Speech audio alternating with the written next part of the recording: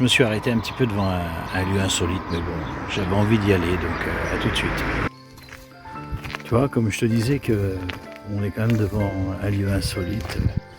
Là, c'est un cimetière, et puis tout le monde connaît le cimetière, et puis pour beaucoup, ils redoutent cet endroit parce que un jour on est venu au monde, et puis nous savons qu'un jour on partira. Puis notre destination, c'est là.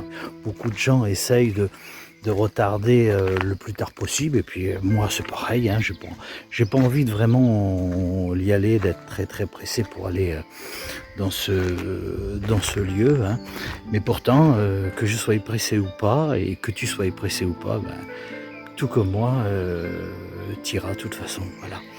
Alors c'est vrai qu'il y a plein de gens qui se posent la question, qui disent est-ce que la vie elle s'arrête là? Est-ce qu'on rentre dans une tombe et puis on parle plus de nous? Et puis bon, voilà, on va pas passer la suite de ce qu'on vient dans une tombe, puis ça nous intéresse pas. Quand on regarde la parole de Dieu, elle a des promesses pour chacun d'entre nous.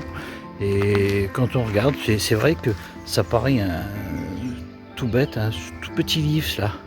C'est la parole de Dieu. Celui-là, c'est un Nouveau Testament qui ont été inspirés par Dieu. Et puis quand on lit dans ce petit bouquin, là, on s'aperçoit qu'en fin de compte, pour celui-là qui a fait la paix avec Jésus-Christ, parce que tout le monde a écouté parler de Jésus-Christ,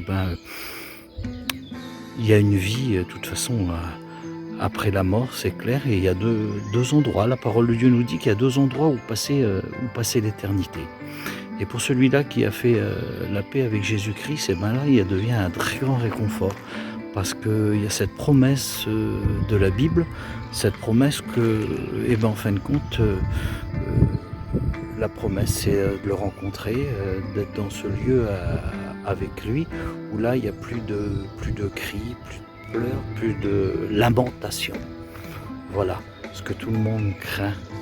Et c'est vrai que pour celui-là qui a fait la paix avec lui, il y a des promesses dans la Bible. Et je t'encourage à la lire de toute façon, parce que tu te feras tes propres opinions, parce que tellement de gens disent des choses.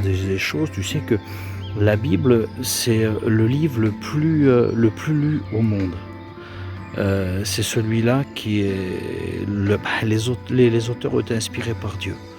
Donc c'est le livre qui sait nous parler. Je te souhaite de passer une bonne journée ou une bonne soirée, et puis de réfléchir à l'éternité.